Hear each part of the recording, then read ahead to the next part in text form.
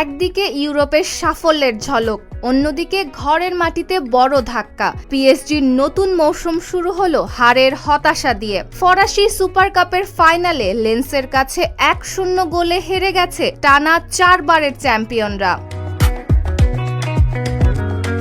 ফরাসি কাপজয়ী লেন্সের বিপক্ষে শুরু থেকেই বল দখলে এগিয়ে ছিল পিএসজি, কিন্তু 32তম মিনিটে হঠাৎই খেলার মোড় ঘুরিয়ে দেন লেন্স অধিনায়ক ফ্লোরিয়ান থাউভিন।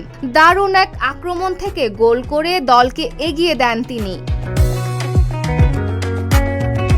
বিরতির 6 মিনিট আগে কিলিয়ান অ্যান্তোনিও সরাসরি লাল কার্ড দেখে মাঠ ছাড়লে প্রায় 1 ঘন্টা 10 জনকে নিয়ে খেলতে হয় তাদের। সংখ্যায় পিছিয়ে পড়লেও দুর্দান্তভাবে পিএসজির আক্রমণ সামলাতে থাকে লেন্স। দ্বিতীয়ার্ধে সমতায় ফেরার জন্য একের পর এক আক্রমণ চালায় পিএসজি। ফ্যাবিয়ান রুইজের একটি গোলও হয়েছিল, তবে অফসাইডের কারণে সেটি বাতিল হয়ে যায়। নাটক আরো জমে ওঠে ম্যাচের শেষ দিকে। নুনো মেন্দেস লাল কার্ড দেখলে পিএসজিও 10 জনের দলে পরিণত হয়। শেষ পর্যন্ত আর কোনো গোল না হওয়ায় 1-0 ব্যবধানে জয় নিশ্চিত করে লেন্স।